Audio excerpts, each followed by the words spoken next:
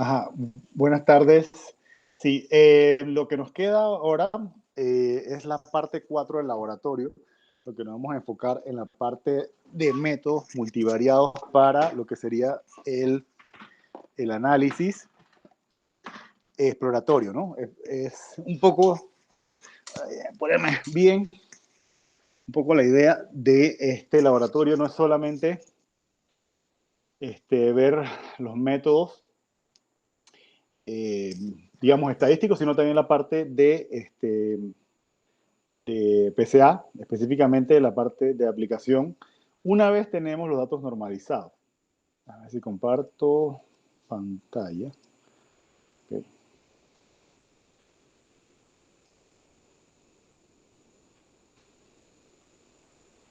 Ah, perfecto. Me dicen si los que están en línea me dicen que si se ve mi collab.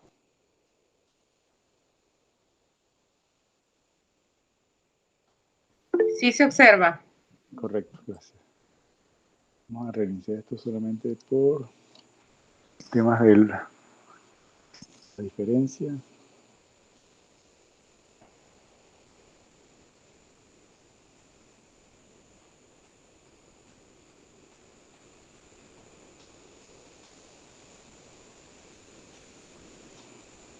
Algunas de estas cosas vas a tener que correrlo otra vez, pero bueno.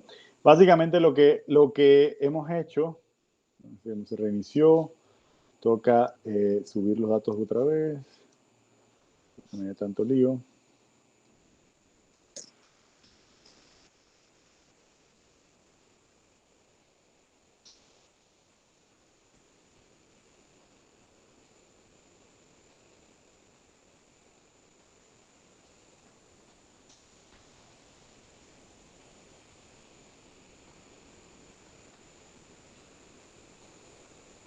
Sí, y nosotros vamos entonces a estar viendo esta parte que queda, que sería la parte 4, perdón.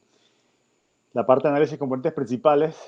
Una de las formas más fáciles de entender esto, sin tener que ir a la parte analítica de álgebra de matrices, es entender que lo único que estamos haciendo en el PCA es básicamente reorganizando una matriz y una matriz X.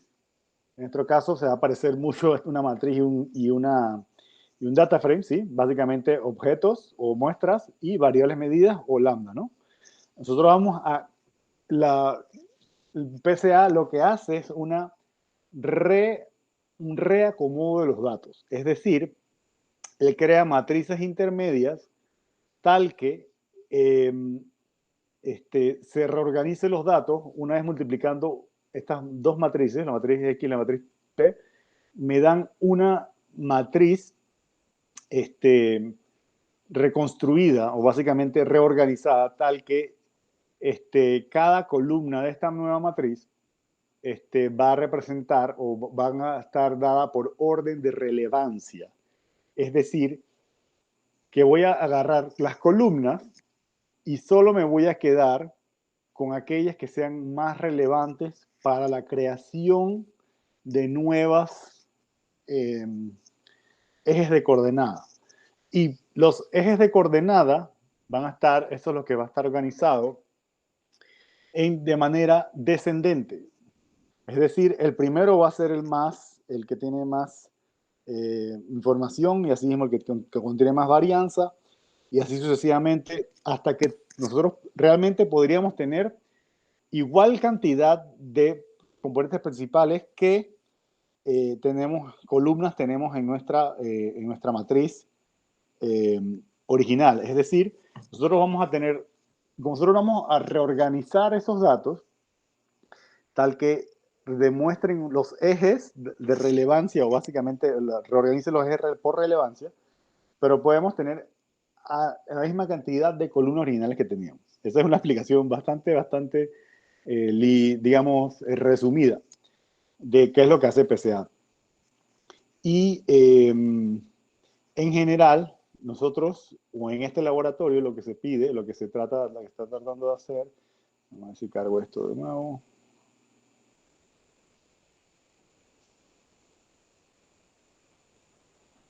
que corre correctamente, perfecto, lo de las visualizaciones. Específicamente también bueno, vamos a utilizar lo que son eh, los cálculos y de cada uno de las normalizaciones, ¿sí? Por columna que hemos hecho, ¿no? Tanto el mean centering, auto-scaling y el MAD del MAT.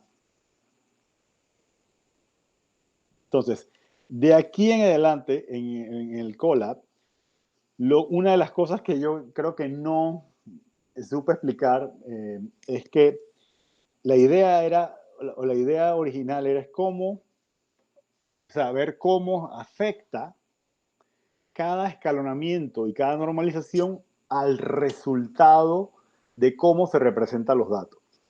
Yo hice un resumen aquí al lado. Esto es la cantidad o el porcentaje de varianza que acumula solamente el primer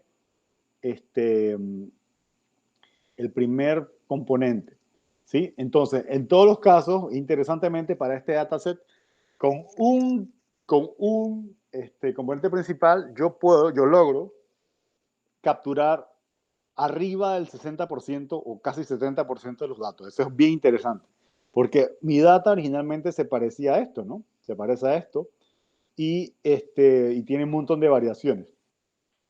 Pero en la mayoría de los casos, yo estoy alrededor del 70%. Entonces, una de las cosas que yo quería hacer con estos datos es, porque vamos a utilizar el comando prcomp, que es Principal Component. La idea es verificar diferentes matrices, es decir, data frames, si se recuerdan. El spec es el espectro original, el spec cent es el espectro concentrado y el spec auto robust, perdón, el spec cent auto robust es con el MAD y spec cent es centrado, sí. Y entonces, básicamente, cada uno de estos es como si fuera diferentes tratamientos para los datos, ¿sí?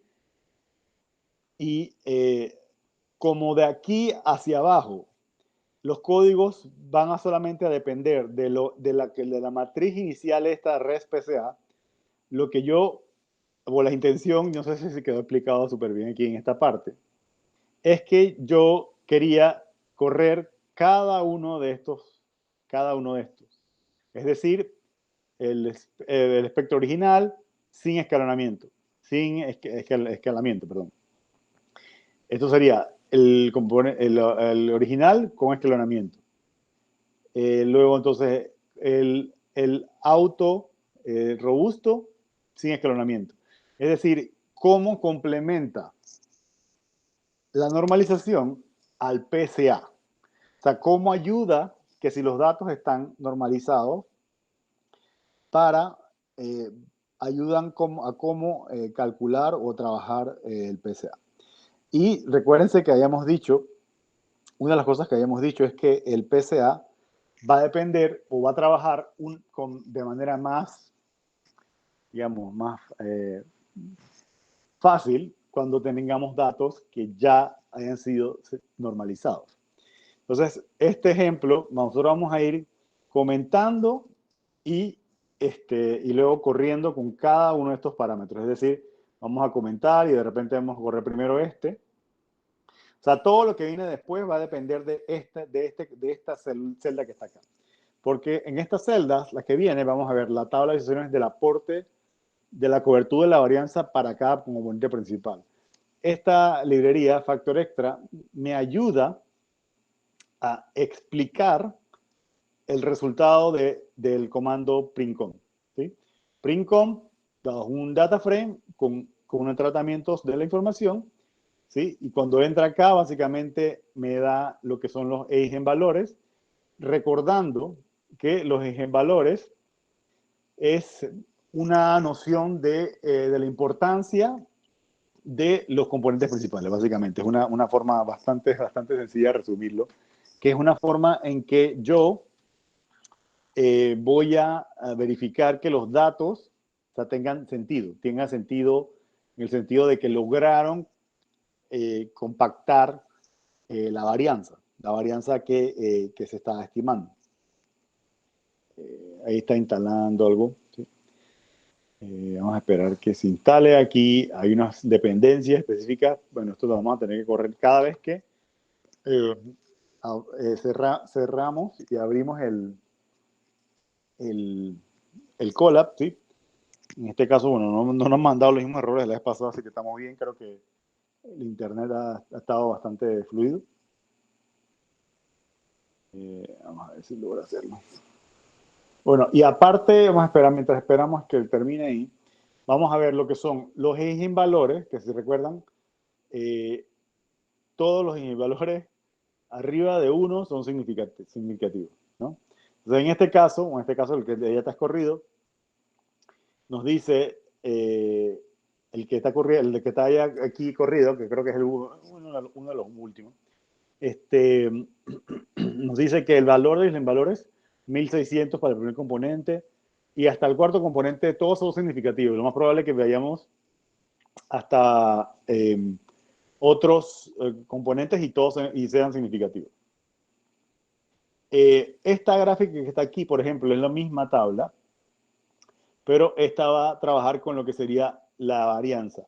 La varianza que me aporta cada componente, o sea, del 1 al 10, cuánto de esto, de la varianza, me aporta para cubrir el 100% de la varianza. O sea, ¿qué implica recorrer o entender el 100% de la varianza? Es que yo puedo entender los datos, o sea, resumir los datos, básicamente, porque estamos tratando de colapsar, que si son 401 columnas, queden en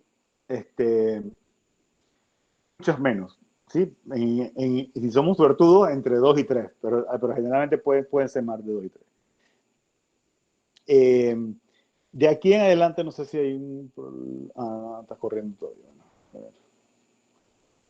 Si no hay un lío ahí. Luego de la parte de la varianza, nosotros vamos a ver lo que sería cómo se ven estos valores en un nuevo eje de referencia. En este caso, en 2 dimensiones. Las 2 dimensiones que se crean, ¿sí? Al colapsar todas las 401 columnas, quedan en 2. Que agarramos las 2 que tienen mayor relevancia y ponemos los datos, si las muestras, sobre ellos, y esto es como se verían. Básicamente, una forma de leer esta figura es que acá está la dimensión 1 en esta dirección y esta es la dimensión 2 en esta dimensión hacia arriba hacia abajo. Esta primera dimensión cubre el 88% y esta el 6.7%, casi 7%. Entonces, con estas 2 dimensiones ya cubrimos más del 90% de la varianza de las variables. Solamente por si acaso. Stephanie, esta era la teoría que te daba problemas. Sí, correcto, era ese. Vamos a ver si...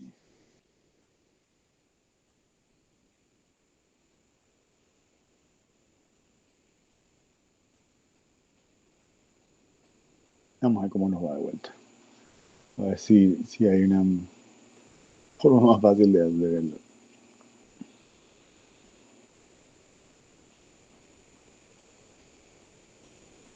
Hasta aquí debe poder correr. Vamos a ver si luego algo más.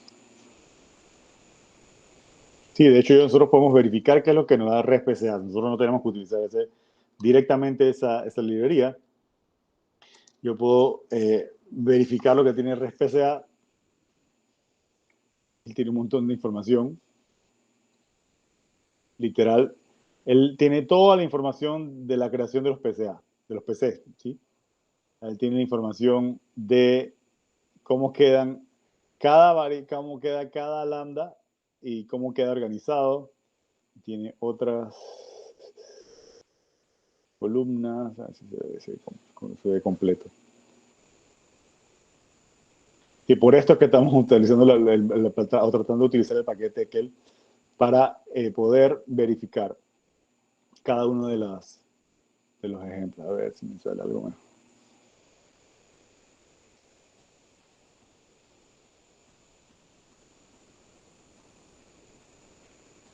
Ajá, ahí están todas las direcciones estándar.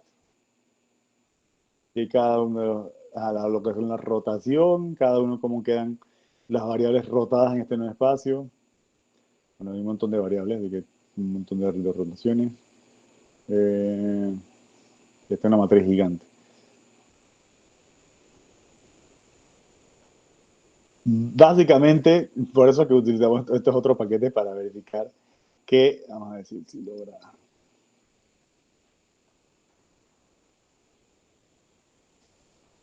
logra ingresarlo. Vamos a ver.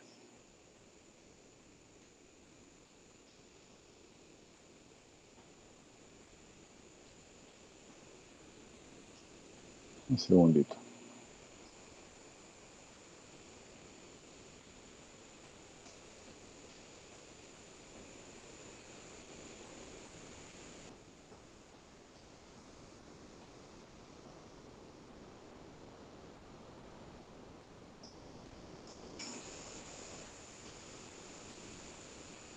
La desviación en la escala. Vamos a ver si logramos hacer esto. En esta otra celda vamos a agregar una celda.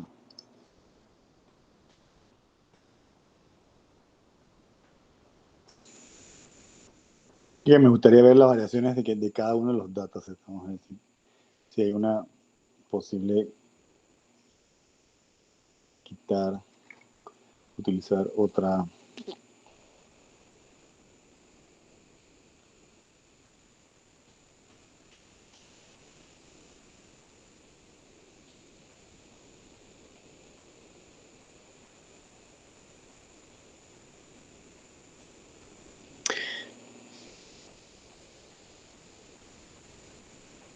Igual voy a explicar el ejemplo, como el último que queda, el ejemplo que quedó grabado en el Colab. Stephanie Reyes, tú lo pudiste, esto lo pudiste instalar en tu RStudio, pero no en el Colab. Sí, yo pasé entonces los comandos al R para poderlo correr. Ok, pues entonces el Colab puede ser el que tiene entonces el problema. No es el problema. Ok, bueno, al final quedan estas gráficas. Esta gráfica sería de cómo quedan los puntos en el modo de coordenadas y está esta gráfica que sería cómo quedan asociados las columnas a cada una de las gráficas, a cada una de los nuevos ejes. Es decir, yo estoy agarrando en esta figura, si está la dimensión 1, que es en esta dirección, y esta dimensión 2. Esta es una gráfica que es realmente, básicamente, dos dimensiones. ¿Sí? Y bueno, creo que así puede mejor. Si se dan cuenta, están cada una de las longitudes de onda y vemos lo que es el aporte a cada eje, a la conformación de cada eje. Es decir, los valores que, o sea, el aporte sería básicamente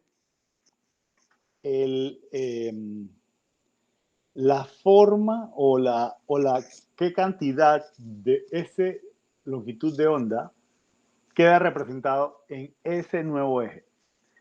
Una forma bien fácil de leer esta gráfica, digo, primero que todo tenemos dos dimensiones, dimensión 0 de menos 1 a 3, dimensión 2 que va de menos 1 a 1. Entonces, básicamente tenemos como si fuera un nuevo plano cartesiano en el que cada una de estas columnas, ¿sí? Cada una de estas columnas queda asociado positiva hacia arriba y a la derecha o negativamente a la izquierda y hacia abajo a cada uno de los ejes. Entonces, en este caso, si se dan cuenta, hay varias que están aportando directamente de manera positiva, o sea, es decir, hacia arriba para la dimensión 2 y hacia la derecha para la dimensión 1. O sea que básicamente contribuyen a la creación de esos ambos.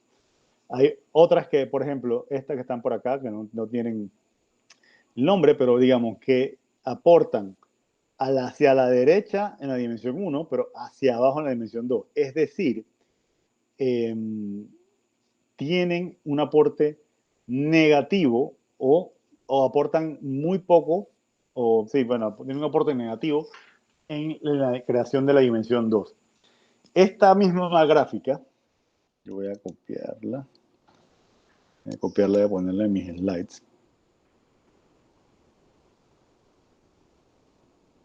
No sé dónde se grabó.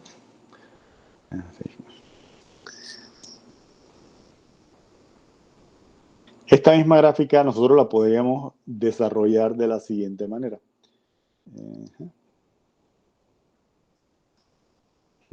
Vamos a ver si se ve el PowerPoint. Por favor, me dicen para no perderme. ¿Se ve el PowerPoint? Sí. Sí, correcto.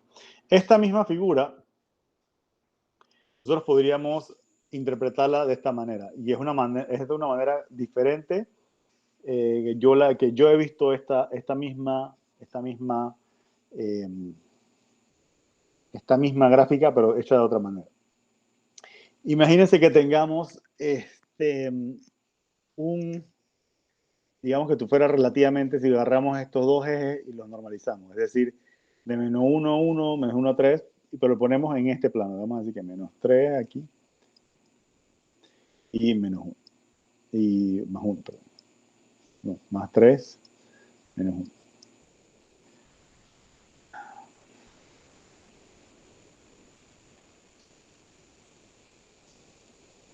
Sí, básicamente, digamos que lo hagamos así.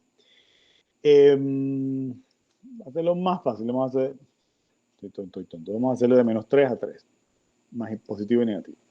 Básicamente,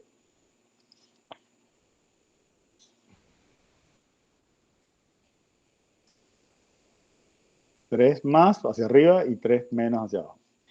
¿Sí? Esto se puede reemplazar en esta manera. Básicamente, para cada lambda, desde lambda 1 hasta lambda n, yo podría esto dibujarlo como una curva. Tal que si para la construcción de un PC específico, vamos a decir que fuera PC1,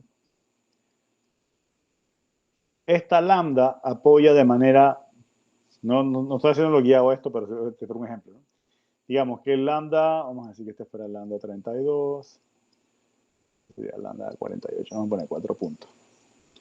Si el lambda 1 para este PC apoya de manera negativa, digamos que vamos a hacer un puntito.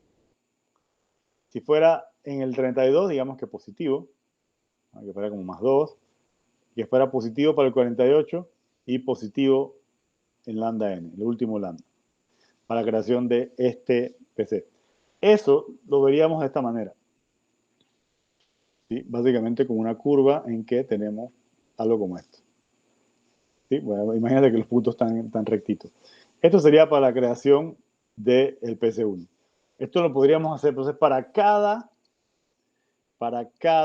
PC. Nosotros podemos tener una gráfica como esta y de repente podemos ver algo más dramático.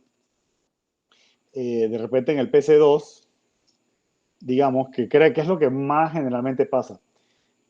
Para creación de un PC, digamos que lambda 1 hasta lambda, voy a decir que si hay en 400, vamos a decir que serán 200, la mitad. ¿Sí? Esto es 3 menos 3. Generalmente lo que uno ve es que hay aportes mayores de ciertas longitudes de onda a un PC que otro. O sea que esta gráfica muy probablemente en vez de ser así con estos 4 puntitos, se comporte de esta manera que está acá. Que en esta primera fase de repente todo el apoyo es positivo. Y que en esta segunda fase todo el apoyo es de repente una última que es así. ¿Sí? Y esto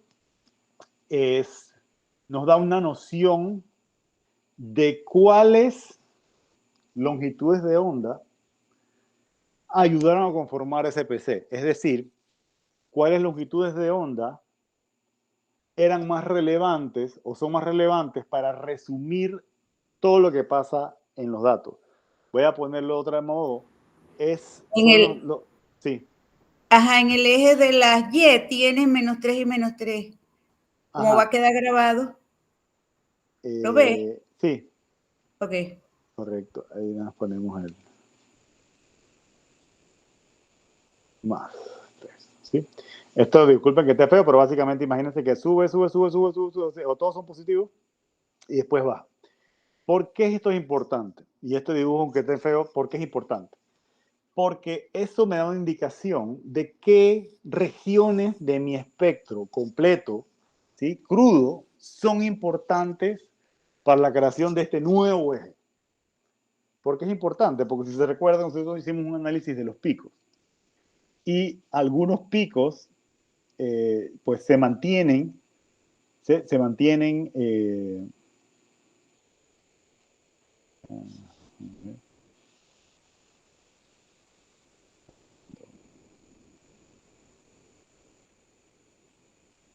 que pasa el otro parámetro. Igual podemos poner los ejemplos que tenemos aquí. Se mantienen en el tiempo. Una forma de verlo es esta gráfica que está aquí, que esto sí es 100%. Esta gráfica me da, como mi garabato acá, pero me lo da las 20 longitudes de onda, ¿sí? O en vez de 4, o en vez de 200, que son las más importantes para la conformación de cada PC. Es decir, la contribución para creación de dimensión 1, esto vale la pena abrirlo, voy a abrirlo en un nuevo tab y verificarlo, ¿sí? Vamos a ver cómo estamos con el laboratorio.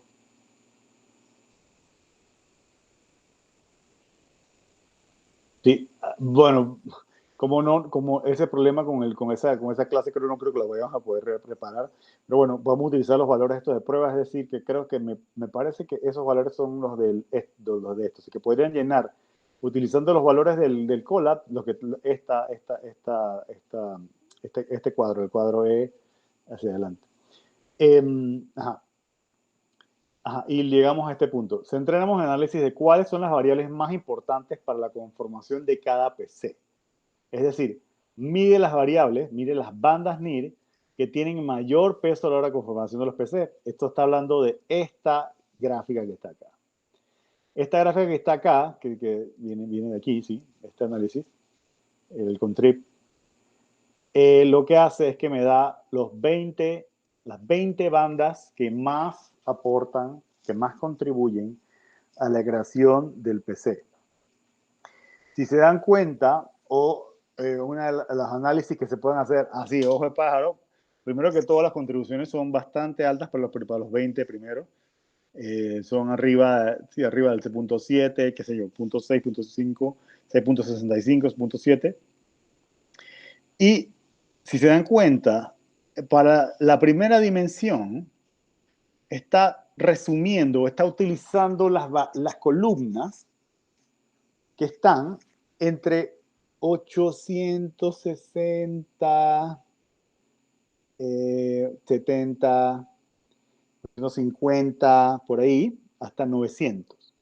Es decir, que, vamos a tirar para atrás un segundito, este primer PC, esta primera onda de variación que va en esta dirección, voy a tirar hacia atrás, está utilizando los datos, vamos a pensarlo en esta para no confundirnos, en la gráfica original, en los valores basados más o menos de por aquí, ¿sí? Basados de 850 a 900. ¿Qué hay entre 850 y 900? Dependiendo de qué normalización utilizamos, está este pequeño diferencia aquí, o hay una pequeña diferencia aquí, o hay una quizás puede ser, creo que es esta el que está usando, no sé qué, esta diferencia aquí. él está agarrando la varianza o entiende que la varianza de este pedazo que está aquí es importante para explicar los datos, ¿sí? Para reducir los datos para crear una dimensión. Eso puede que sea o no así, ¿sí? Él lo está haciendo de manera no aleatoria, pero de manera un poquito al oscuro, ¿sí? Voy a explicar eso después con más detalle. Nosotros, bueno, aquí en este caso, creo que, perdón, este es el que está utilizando, el MAD centrado y otro escalón robusto. Él está agarrando esta área que está aquí, entre 850 y 900. Esta que está aquí. Este primer PC resumió la varianza completa de este pedazo que está aquí. Y si vemos el segundo PC, vamos a bajar acá. Por acá. Este segundo PC, es decir, componente principal, está agarrando las contribuciones de unas dimensiones que están mucho más allá. Arriba de 1000, 1004, una por ahí como por 1000, 1002, 1004, otras que están más allá, más al borde, 1520, ¿sí? O sea, que está entre 1000 y los bordeando algo por 1000 y algo por los 1500. Si nos vamos a la gráfica,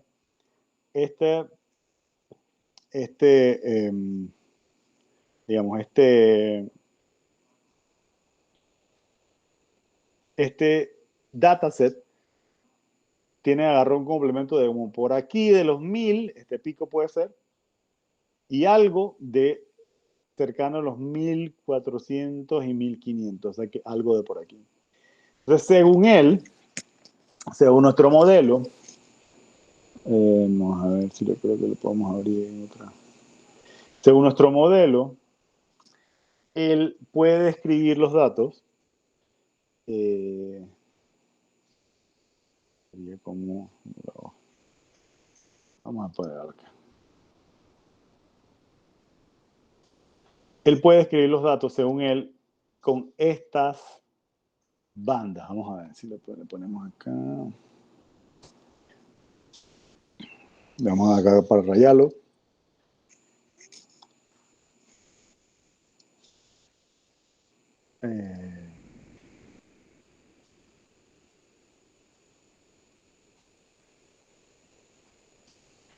Básicamente él está agarrando para hacer, voy a poder poner acá para hacer la dimensión 1, voy a subrayarlo. Él está agarrando un área que es como por aquí, para hacer la dimensión 1. Él está agarrando esta variación de aquí y lo está convirtiendo en dimensión 1. Y está agarrando un poquito de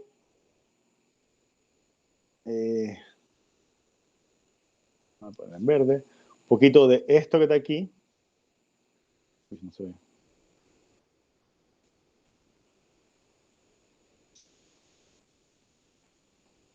Creo que aquí podemos rayarlo en rojo mejor.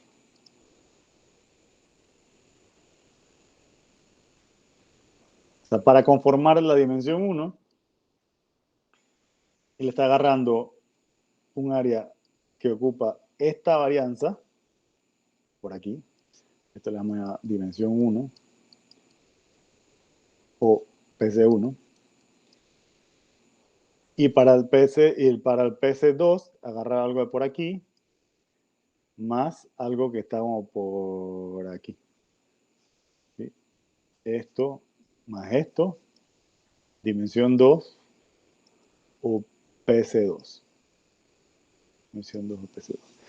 Entonces, según él, según este algoritmo, y basado en esta normalización, él puede resumir los datos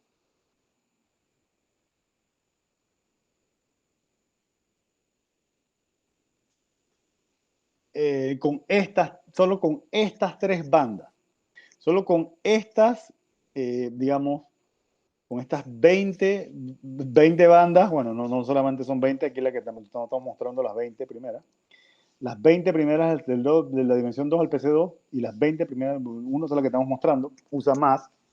Pero básicamente esas son las que son más relevantes. Si yo creo que le pedí las 20 más relevantes, hubiera pedido las 10 más relevantes, de repente hubiera sido un poquito más fino la búsqueda. Entonces, una de las cosas que yo pedí aquí en el laboratorio sería,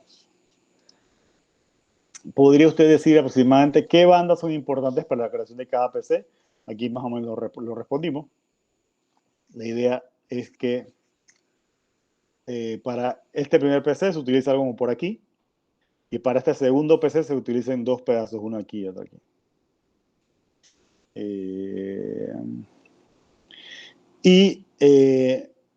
La pregunta aquí es una pregunta bastante interesante, que si las preguntas estas concuerdan con lo que habíamos dicho en el punto 7A. En el punto 7A, nosotros recuerden que habíamos hecho un análisis al ojo de cuáles eran los picos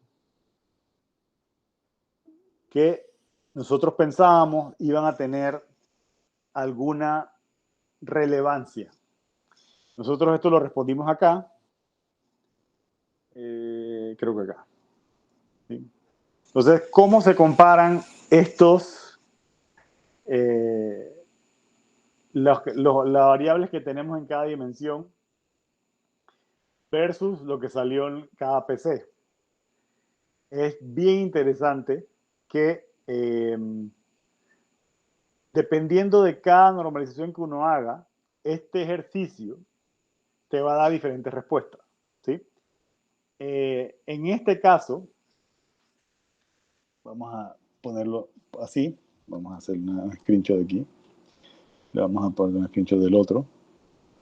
La pregunta básicamente sería, ¿en qué se parecen estos que dijimos aquí, ¿no? Inicialmente los que teníamos aquí eran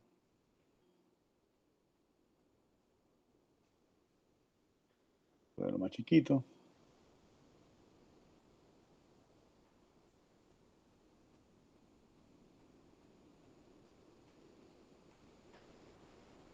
¿Sí? Básicamente este versus este. ¿Cuál de estos pareciera que fuera más real? ¿Sí? Si este fuera lo que respondimos en 7A, este es mi 7A, y esto es lo que tenemos luego de hacer el análisis de componentes principales y luego de ver cuál método funciona mejor. En 11, esta es la pregunta 11.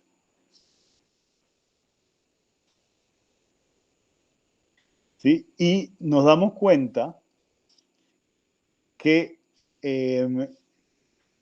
no se parecen mucho a lo que nosotros llamábamos picos, ¿sí? De hecho, como él utilizó esta normalización fue la que tenemos, los resultados que tenemos, se parece un poco al pico, algo saca al pico 3 y algo poco saca al pico, lo que llamamos 4. Y bueno, tiene este pico de 1050, por ejemplo. Bueno, eso sí se salió bastante. Este aporta la dimensión 2, por ejemplo. ¿Sí? ¿Qué es lo que te tratan de decir? Que esto lo dijimos, los picos lo vimos al ojo. Esto es lo que vio el algoritmo. El algoritmo dijo que para la dimensión 2 yo voy a utilizar algo por alrededor de 1050, ¿sí? O sea que este puede concordar con PC2 y algo alrededor de 1400 podemos asumir que es pues, algo como este pico que está acá se utilizó para PC2 y para el PC1 podríamos un poquín decir que se utiliza algo de esta noción que vimos. Pero si nos damos cuenta, comparamos lo que nosotros habíamos visto al ojo con lo que el algoritmo determinó, bueno, obviamente después de la normalización, ¿sí? Nosotros al ojo por ciento,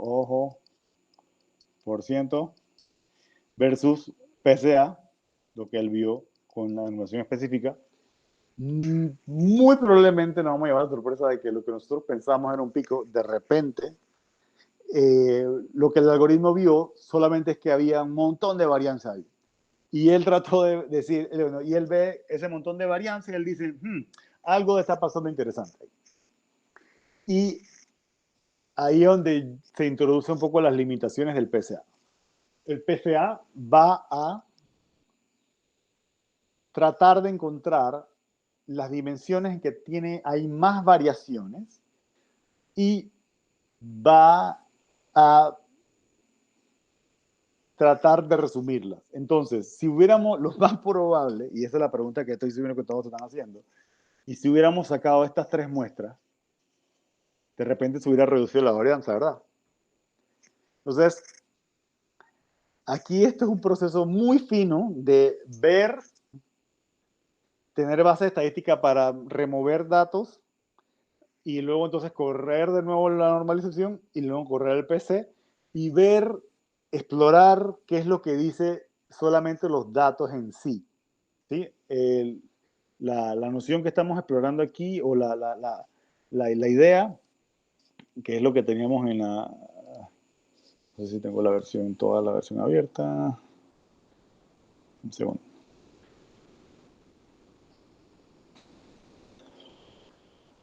Lo que teníamos en PC.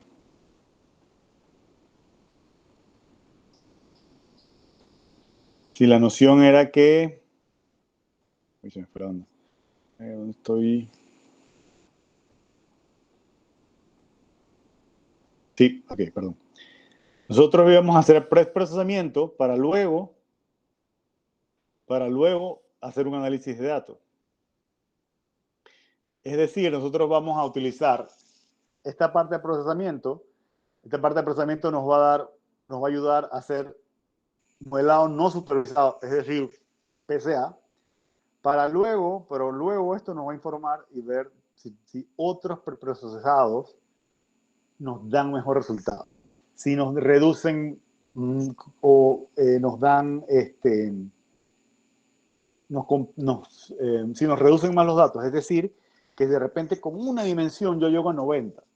Se implican entonces que yo pasé de 401 a 2 o 1 o 2 dimensiones, o sea que todo lo demás no es importante para recrear los datos. O sea, eso es básicamente lo que estamos haciendo con esta parte de modelado o datos exploratorios. Tratar de reducir, de entender las fuentes de varianza, es decir, las posibles, digamos, longitudes de onda, es decir, posibles grupos funcionales que nos pueden dar una indicación de qué es lo que varía dentro de nuestras muestras. Una cosa que también me gustó explicar dentro del laboratorio, y por eso lo puse, o la idea que era verificar qué más podíamos hacer con estos PC. Bueno, aparte de ver el comportamiento de la contribución, ver el análisis de bplot. Bueno, el análisis de bplot lo que hace es que agarra esas mismas 2 dimensiones y pone los puntos, tanto los puntos, las observaciones, como la longitud de onda, como queda el aporte. Ajá. Y esto es lo que quería llegar. ¿Se acuerdan que por allá teníamos una definición de clase, ¿no? Nosotros hicimos una clase dentro de la clase de propiedades, y que definíamos clase de cetano, high, low y medium, ¿sí? Donde se recuerdan que la clase low era poquito, la clase high eran poquitos y la clase medium era un montón. Bueno, esas clases nos pueden ayudar a entender, entonces pueden aplicar sobre nuestros datos y ayudar a entender qué pasa sobre cada una de estas clases. En este ejemplo, por ejemplo, no sé si se damos cuenta que todo queda traslapado. Yo realmente no puedo ver qué clase está asociada a qué PC, o sea, es decir, a qué grupo, a qué bandas. Porque ahí es donde está realmente la ganancia. Que yo finalmente con el PC y con estos algoritmos de equivometría, yo quiero decir que esa hoja de café que tú me traíste, yo nada más necesito tres medidas de 3 longitudes de onda para decir que está en la clase infectada. ¿Sí? Entonces, PCA no es el mejor algoritmo para hacer esto. De hecho, PCA no toma en cuenta en ningún momento ninguna otra información de las propiedades. ¿Sí? Nosotros trabajamos todo el PCA basado en la matriz X. Correcto. Nosotros vamos a agarrar,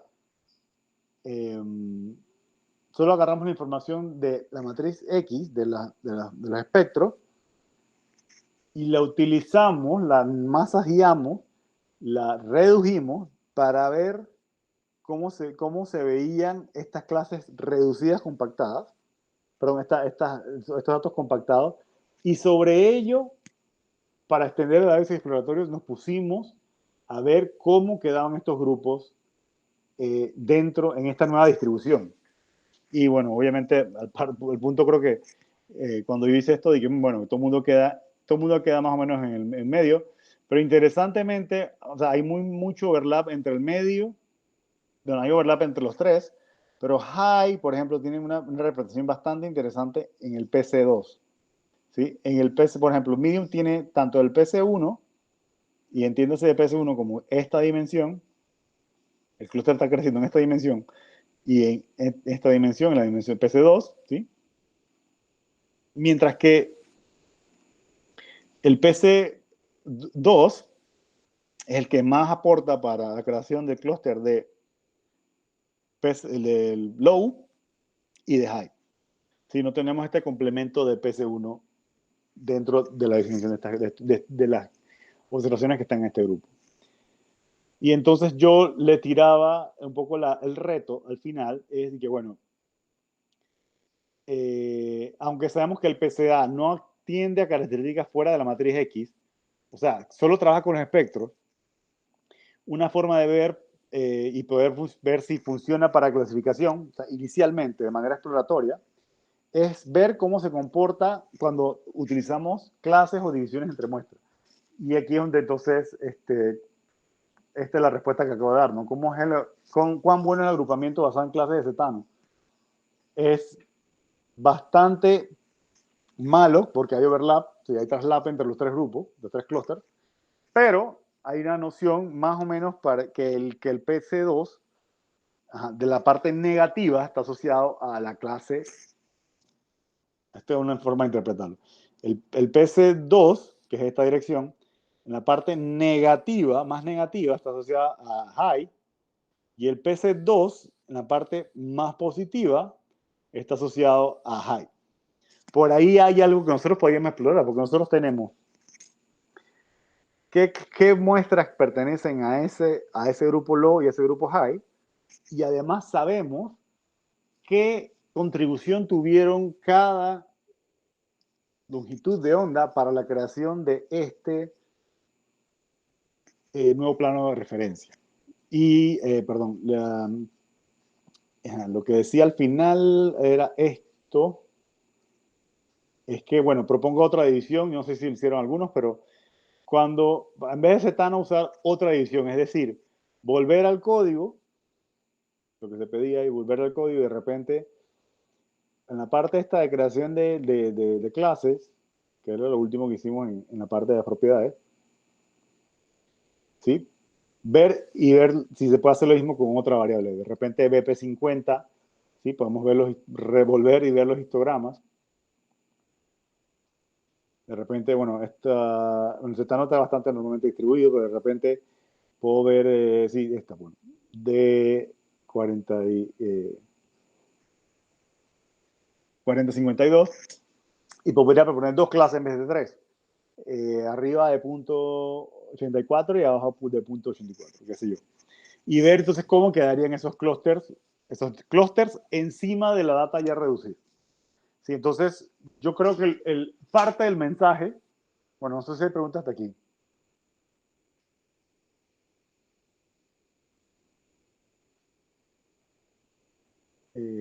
Sí. Yo sé que esta parte puede ser complicada y puede ser como ¿para qué voy a tener que probar tantos métodos de normalización para luego entonces ver si quedan o no dentro de una clase. Bueno, esa es parte de la parte exploratoria de los datos. Conocer cuáles son las fuentes de variación, conocer cuáles son los estudios de onda, nos van a ayudar a luego interpretar lo que nos dicen los modelos de equinometría. Entonces, lo que continúa después de esto, que es lo que vamos a ver mañana, sería ¿qué pasa con los algoritmos? Y puedo escribirlo aquí, bueno, básicamente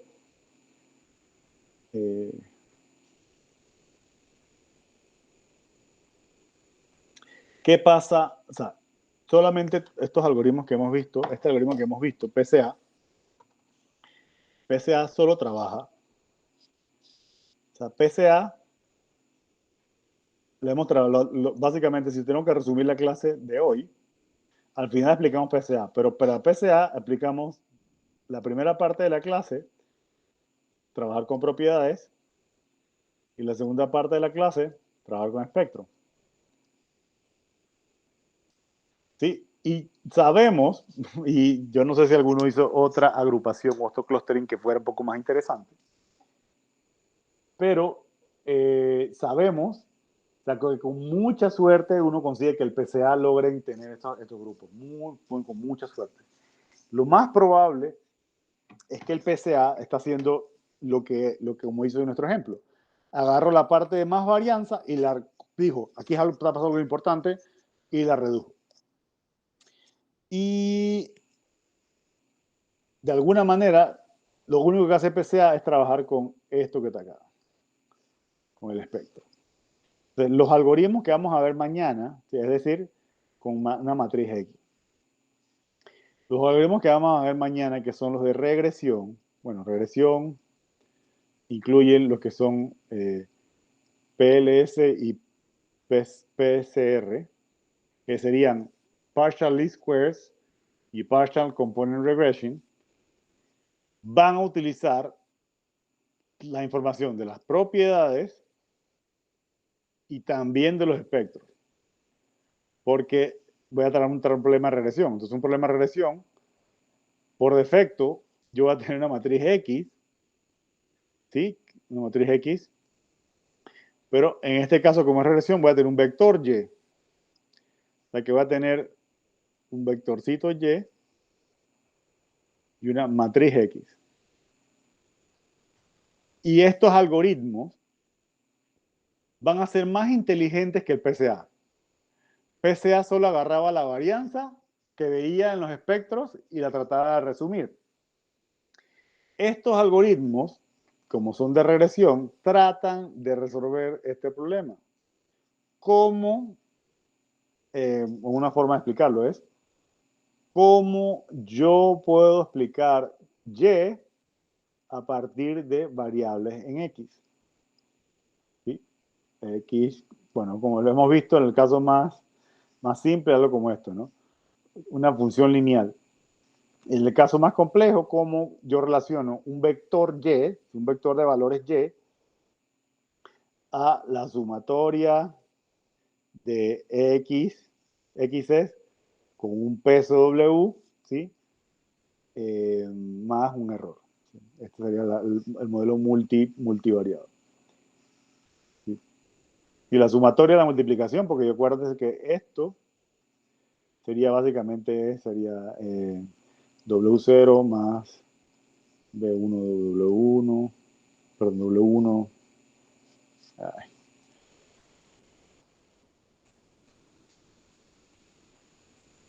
Esto va a tener más sentido luego, pero el peso 0, el peso 1 multiplicado por X1, el peso 2 multiplicado por X2, etcétera, más E, que siempre hay un error asociado a la interpretación de esto, donde este X1 va a ser básicamente, esto se va a transformar en el W0, que es el intercepto, más W1, el peso de 1, de lambda 1, más el peso de 2, de lambda 2, hasta el peso n de lambda n, Bueno, algún error, siempre te pone eso. ¿Y cómo esto me ayuda a explicar una variable y? Ahora, para ponerle más picante al asunto, esta y que está aquí, generalmente es una y medida que nosotros conocemos. Vamos a ponerle material al asunto. Ya voy terminando. Esto que está aquí es una medida, por ejemplo, de las propiedades que tenía nuestra muestra, la cafeína. Así, entonces, de este lado tenemos cafeína y de este lado, del otro lado, de este otro lado, de este otro lado tenemos, de este otro lado tenemos básicamente los valores de NIR. Porque la idea final es que nosotros queremos asociar nuestra montón de variables de lambda, nuestra montón de longitudes de onda, cómo hacemos que a partir de un espectro yo pueda predecir una propiedad. ¿Sí? Entonces los algoritmos que vamos a ver mañana usan las propiedades medidas de las muestras y además utilizan el espectro y hacen esta relación. Cómo X, cómo mis lambda logran explicar Y. Sí. Y vamos a comenzar con los ejemplos más básicos de regresión y vamos a ir entonces y montando nuevas cosas que, por ejemplo, Principal Component Regression hace una reducción de dimensionalidades y luego hace una regresión. ¿Sí? Entonces vamos a ir uniendo poco a poco los conceptos. No sé si hay alguna pregunta hasta aquí.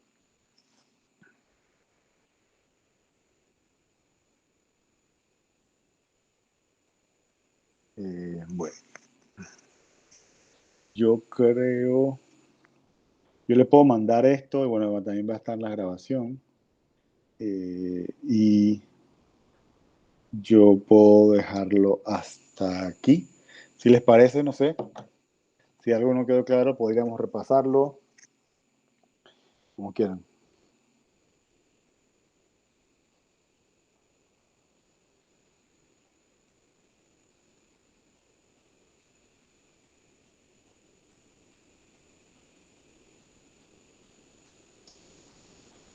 Bueno, si no nos vemos mañana, sigo atento a preguntas y voy a darles una pasada a ese collab para ver si tengo otra forma de que puedan resolver esta parte de esta clase de salida factor extra que inventando problemas puede ser algo con la versión del R, no sé.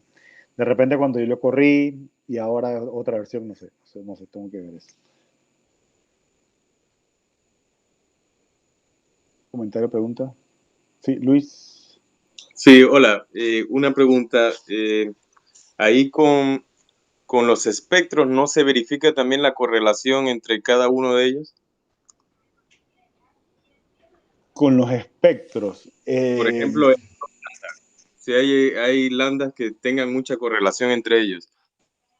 Se podría hacer, sí. De hecho, yo no lo hago y es porque por defecto, o sea, cuando vamos a, no sé si estoy presentando, por defecto, la espectroscopía es un problema y ya es un problema grande, porque nosotros partimos de la base de que esto es lo que estamos trabajando.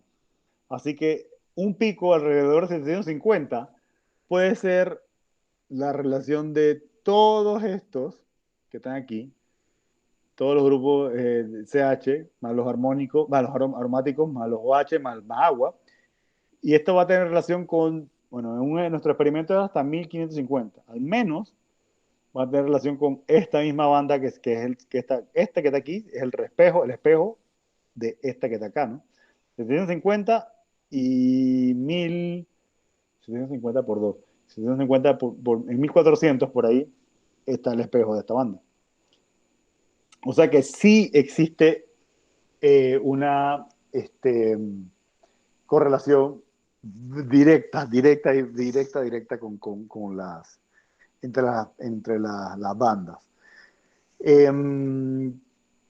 Los PSA, por ejemplo, no hace gran distinción, y esto no, o sea, la correlación no lo saca.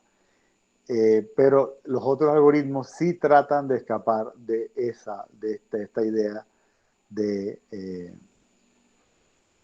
correlación. Bueno, obviamente por defecto todo está correlacionado, ¿no? Y más, todos esos ciclos, todo esto que está con agua, por ejemplo, esto es bien interesante, pero todas las muestras líquidas que uno analice con agua va a estar ligado a estos señores que están aquí, estas 4 bandas que se ven aquí. Y todas las muestras sólidas, o sea, todas las muestras orgánicas van a estar con CH, así, todo va a tener bastante relación. Sí, lo que tú dices, Luis, es un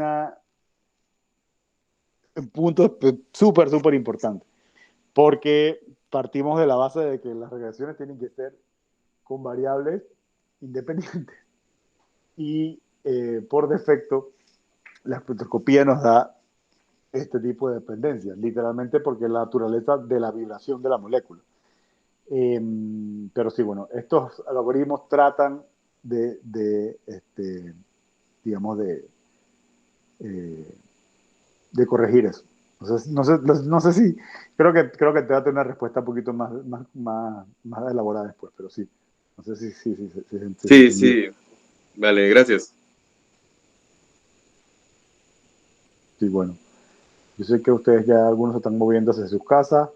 Yo creo que sí, cualquier cosa nos estamos viendo mañana. Comenzamos temprano, sí, creo que a las 8 o 9, 8 y media por ahí. 9. Igual se estará comunicando. Sí.